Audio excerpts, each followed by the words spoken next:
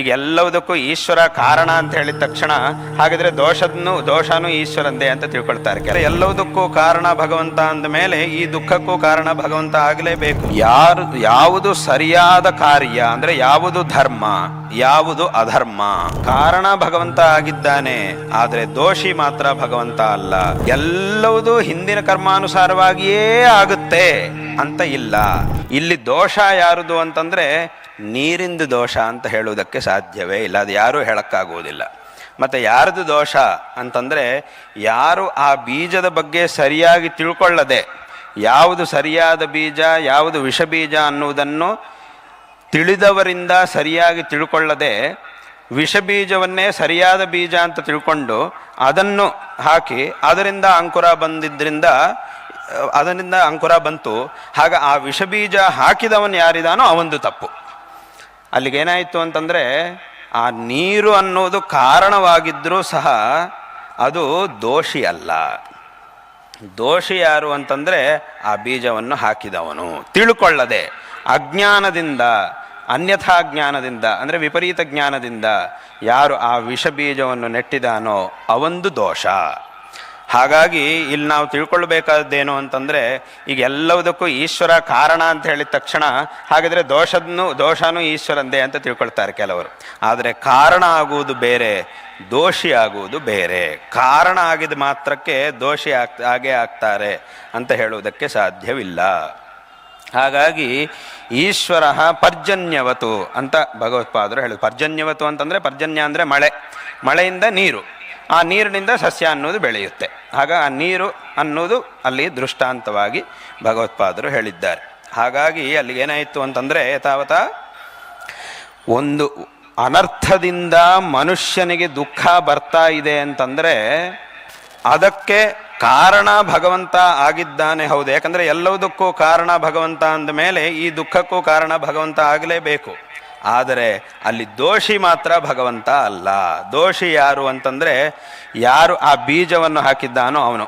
ಬೀಜ ಅಲ್ಲಾದರೆ ವ್ಯವಸಾಯದಲ್ಲಾದರೆ ಕೃಷಿಯಲ್ಲಾದರೆ ಬೀಜ ಹಾಕುವುದು, ಇಲ್ಲಾದರೆ ಶಾಸ್ತ್ರ ವಿರುದ್ಧವಾದಂತಹ ಅಧರ್ಮವನ್ನು ಅನುಷ್ಠಾನ ಮಾಡುವುದು. ಆ ಅಧರ್ಮವನ್ನು ಮಾಡುವುದೇ ಇಲ್ಲಿ ಆ ವಿಷ ಬೀಜವನ್ನು ಹಾಕುವುದಕ್ಕೆ ಸಮಾನ. ಇವತ್ತಿನ ದಿವಸ ಒಂದು ಅಧರ್ಮವನ್ನು ಮಾಡಿದ್ದರಿಂದ ಅದರ ಫಲವಾದ ದುಃಖವನ್ನು ಭಗವಂತ ನಮಗೆ ಕೊಡ್ತಾ ಇದ್ದಾನೆ. ಹಾಗಾಗಿ ಆ ಕೃಷಿ ಮಾಡುವವನು ಏನು ಮಾಡಬೇಕು, ಯಾವುದು ಸರಿಯಾದ ಬೀಜ ಯಾವುದು ವಿಷ ಬೀಜ ಅನ್ನುವುದನ್ನು ದೊಡ್ಡವರಿಂದ ತಿಳ್ಕೊಳ್ಬೇಕು. ತಿಳ್ಕೊಂಡು ಯಾವುದು ಸರಿಯಾದ ಬೀಜವೋ ಅದನ್ನೇ ಹಾಕಬೇಕು. ಅವನಿಗೆ ವಿಷಫಲ ಬೇಡ, ಅದರಿಂದ ಬರುವಂತಹ ಕಷ್ಟ ಅವನಿಗೆ ಬೇಡ ಅಂತಂದರೆ ಆವಾಗ ಅವನು ದೊಡ್ಡವರಿಂದ ಯಾವುದು ಸರಿಯಾದ ಬೀಜ ಯಾವುದು ವಿಷ ಬೀಜ ಅನ್ನೋ ಸ್ಪಷ್ಟವಾಗಿ ತಿಳ್ಕೊಂಡು ಯಾವುದು ವಿಷ ಬೀಜವೋ ಅದನ್ನು ಬಿಡಬೇಕು, ಯಾವುದು ಅವನಿಗೆ ಇಷ್ಟವಾದಂತಹ ಬೀಜವೋ ಅದನ್ನು ನೆಡಬೇಕು. ಆಗ ಅವನಿಗೆ ತಕ್ಕಂತಹ ಫಲವನ್ನು ಅವನು ಪಡೆಯುವುದಕ್ಕೆ ಸಾಧ್ಯ ಆಗುತ್ತೆ. ಅದೇ ರೀತಿಯಾಗಿ ಲೋಕದಲ್ಲೂ ಸಹ ಯಾವುದು ಸರಿಯಾದ ಕಾರ್ಯ ಅಂದರೆ ಯಾವುದು ಧರ್ಮ ಯಾವುದು ಅಧರ್ಮ ಅನ್ನುವುದನ್ನು ನಾವು ಶಾಸ್ತ್ರಗಳಿಂದ ಅಥವಾ ಆ ಶಾಸ್ತ್ರಜ್ಞರಾಗಿರತಕ್ಕಂತಹ ಗುರುವಿನಿಂದ ತಿಳ್ಕೊಂಡು ಯಾವುದು ಧರ್ಮವೋ ಅದನ್ನು ಅನುಷ್ಠಾನ ಮಾಡಬೇಕು, ಯಾವುದು ಅಧರ್ಮವೋ ಅದನ್ನು ಬಿಡಬೇಕು. ಈ ರೀತಿಯಾಗಿ ಮಾಡಿದಾಗ ನಾವು ದುಃಖವನ್ನು ಅನುಭವಿಸಬೇಕಾಗಿ ಬರುವುದಿಲ್ಲ. ಅಧರ್ಮವನ್ನು ಬಿಟ್ಟಿದ್ದರಿಂದ ದುಃಖ ನಮಗೆ ಬರುವುದಿಲ್ಲ. ಧರ್ಮವನ್ನು ಅನುಷ್ಠಾನ ಮಾಡಿದ್ರಿಂದ ನಮಗೆ ಅಪೇಕ್ಷಿತವಾದಂತಹ ಫಲ ನಮಗೆ ಪ್ರಾಪ್ತವಾಗುತ್ತೆ. ಸುಖ ಶ್ರೇಯಸ್ಸು ಅನ್ನುವುದು ನಮಗೆ ಪ್ರಾಪ್ತವಾಗುತ್ತೆ. ಇದು ಇಂತಹ ಒಂದು ಉದಾಹರಣೆಯನ್ನು ಶಂಕರ ಭಗವತ್ಪಾದಾಚಾರ್ಯರು ತಮ್ಮ ಒಂದು ಭಾಷ್ಯದಲ್ಲಿ ಸೂತ್ರ ಭಾಷ್ಯದಲ್ಲಿ ಒಂದು ಕಡೆ ಹೇಳಿದ. ಪರಾತ್ತು ತಚ್ಛ್ರುತೇ ಕೃತ ಪ್ರಯತ್ನಾಪೇಕ್ಷಸ್ತು ವಿಹಿತ ಪ್ರತಿಷಿದ್ಧ ವೈಯರ್ಥ್ಯಾದಿಭ್ಯ ಆ ಅಧಿಕರಣದಲ್ಲಿ ಇಂತಹ ಒಂದು ಉದಾಹರಣೆಯನ್ನು ಭಗವತ್ಪಾದಾಚಾರ್ಯರು ಕೊಟ್ಟು ವಿವರಣೆ ಮಾಡಿದ್ದಾರೆ. ಹಾಗಾಗಿ ನಮಗೆ ಇಂತಹ ಒಂದು ಕಷ್ಟ ಬಂತು ಅಂತಂದರೆ, ಏನಾದರೂ ಒಂದು ಕಷ್ಟ ಬಂತು ಅಂತಂದರೆ ಅದಕ್ಕೆ ಕಾರಣ ಭಗವಂತ ಆಗಿದ್ದಾನೆ, ಆದರೆ ದೋಷಿ ಮಾತ್ರ ಭಗವಂತ ಅಲ್ಲ. ಯಾರದನ್ನು ಅನುಭವಿಸ್ತಾ ಇದ್ದಾನೋ ಅವನು ಮಾಡಿದಂತಹ ಕರ್ಮ, ಅವರವರು ಮಾಡಿದಂತಹ ಕರ್ಮಗಳನ್ನು ನೋಡಿ ಭಗವಂತ ಅವರಿಗೆ ಫಲವನ್ನು ಕೊಡ್ತಾನೆ ಎಂಬುದಾಗಿ ಶಾಸ್ತ್ರಗಳಲ್ಲಿ ಹೇಳಿದ್ದಾರೆ. ಹಾಗಾಗಿ ಅಂತಹ ಪರಮಾತ್ಮನನ್ನು ನಾವು ನಿಂದನೆ ಮಾಡುವ ಹಾಗಿಲ್ಲ. ಭಗವಂತ ನಾವು ಮಾಡುವಂತಹ ಕರ್ಮಗಳನ್ನು ನೋಡಿ ನಮಗೆ ಫಲವನ್ನು ಕೊಡ್ತಾನೆ. ಹಾಗಾಗಿ ಇಂತಹ ಒಂದು ವಿಷಯವನ್ನು ಪ್ರತಿಯೊಬ್ಬರೂ ಸಹ ಚೆನ್ನಾಗಿ ತಿಳ್ಕೊಂಡು ಅತ್ಯಂತ ಸೂಕ್ಷ್ಮವಾದಂತಹ ಇಂತಹ ವಿಷಯಗಳನ್ನು ಭಗವತ್ಪಾದರು ತಮ್ಮ ಭಾಷ್ಯಾದಿ ಗ್ರಂಥಗಳಲ್ಲಿ ಅತ್ಯಂತ ಸುಂದರವಾದಂತಹ ಉದಾಹರಣೆಗಳನ್ನು ಕೊಟ್ಟು ವಿವರಣೆ ಮಾಡಿದ್ದಾರೆ. ಹಾಗಾಗಿ ನಾವು ವಿಶೇಷವಾಗಿ ನಮ್ಮ ಜೀವನದಲ್ಲಿ ಆ ಭಗವಂತನ ಆರಾಧನೆಯನ್ನು ಮಾಡಲೇಬೇಕು.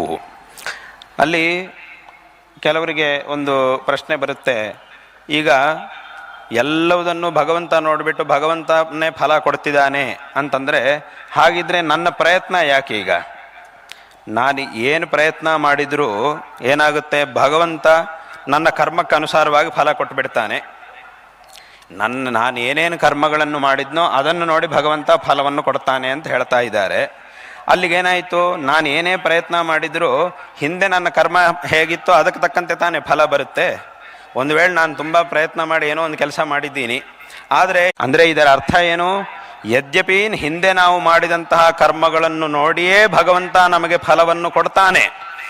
ಆದರೆ ಹಾಗಂತ ಹೇಳಿ ಎಲ್ಲವೂ ಹಿಂದಿನ ಕರ್ಮಾನುಸಾರವಾಗಿಯೇ ಆಗುತ್ತೆ ಅಂತ ಇಲ್ಲ. ಒಂದು ವೇಳೆ ನಾವು ಪ್ರಯತ್ನ ಮಾಡಿದರೆ ಆ ಹಿಂದಿನ ಕರ್ಮವನ್ನೂ ಸಹ ತಿರಸ್ಕಾರ ಮಾಡಿ ಇನ್ನೂ ವಿಶೇಷವಾದಂತಹ ಫಲವನ್ನು ಪಡೆಯುವ ಪ್ರಯತ್ನವನ್ನು ನಾವು ಮಾಡಿದರೆ ಆಗ ಹಿಂದಿನ ಕರ್ಮಗಳನ್ನು ಸಹ ನಾವು ತಿರಸ್ಕರಿಸಿ ಉತ್ತಮವಾದಂತಹ ಫಲವನ್ನು ನಾವು ಪಡೆಯುವುದಕ್ಕೆ ಸಾಧ್ಯ ಆಗುತ್ತೆ. ಅಂದರೆ ನಮ್ಮ ಪ್ರಯತ್ನ ಹಾಗಿರಬೇಕು. ಆ ಹಿಂದಿನ ಕರ್ಮಗಳನ್ನೂ ಸಹ ಬದಿಗೆ ದೂಡುವಂತಹ ಅಷ್ಟು ಪ್ರಯತ್ನವನ್ನು ನಾವು ಮಾಡಿದರೆ ಆಗ ನಮ್ಮ ಪ್ರಯತ್ನಕ್ಕೆ ಜಯ ಸಿಗುತ್ತೆ. ಆಗ ಆ ಪ್ರಯತ್ನದಿಂದ ನಮಗೆ ವಿಶೇಷವಾದಂತಹ ಫಲ ಸಿಗುತ್ತೆ. ಹಾಗಾಗಿ ಭಗವಂತ ಒಂದಿಷ್ಟು ಸ್ವಾತಂತ್ರ್ಯವನ್ನು ಸಹ ಕೊಟ್ಟಿದ್ದಾನೆ. ಅದಕ್ಕೆ ಅಲ್ಲಿ ಹೇಳಿದ್ದಾರೆ, ಕುರ್ವಂತಂ ಹಿತಂ ಈಶ್ವರ ಕಾರಯತಿ ಅಂತ ಹೇಳಿದ್ದಾರೆ. ಕುರ್ವಂತಂ ಹಿತಂ, ಮಾಡ್ತಾ ಇರುವವನ ಕೈಯಲ್ಲಿ ಮಾಡಿಸ್ತಾ ಇದ್ದಾನೆ ಭಗವಂತ ಅಂತ ಹೇಳಿದ್ದಾರೆ. ಅಲ್ಲಿಗೆ ಇವನು ಮಾಡ್ತಾ ಇದ್ದಾನೆ, ಇವನಿಗೂ ಮಾಡುವಂತಹ ಒಂದಿಷ್ಟು ಸ್ವಾತಂತ್ರ್ಯ ಇದೆ. ಇವನ ಕೈಯಲ್ಲಿ ಭಗವಂತ ಮಾಡಿಸ್ತಾ ಇದ್ದಾನೆ. ಹೇಗೆ ಮಾಡಿಸ್ತಿದ್ದಾನೆ? ಅವನ ಹಿಂದಿನ ಕರ್ಮಗಳನ್ನು ಇಟ್ಟುಕೊಂಡು ಮಾಡಿಸ್ತಾ ಇದ್ದಾನೆ, ಆಯಾ ಫಲಗಳನ್ನು ಕೊಡ್ತಾ ಇದ್ದಾನೆ. ಇವನಿಗೆ ಮಾಡುವಂತಹ ಸ್ವಾತಂತ್ರ್ಯವನ್ನು ಒಂದಿಷ್ಟು ಭಗವಂತ ಕೊಟ್ಟಿದ್ದಾನೆ. ಅದನ್ನಿವನು ಚೆನ್ನಾಗಿ ಉಪಯೋಗ ಮಾಡಿಕೊಂಡು ವಿಶೇಷವಾದಂತಹ ಒಂದು ಪ್ರಯತ್ನವನ್ನು ಮಾಡಿದರೆ ಆಗ ಈಶ್ವರ ಏನು ಮಾಡ್ತಾನೆ ಅಂತಂದರೆ, ಇವನು ಮಾಡುವಂತಹ ಪ್ರಯತ್ನಕ್ಕೆ ತಕ್ಕಂತಹ ಫಲವನ್ನೇ ಕೊಡ್ತಾನೆ.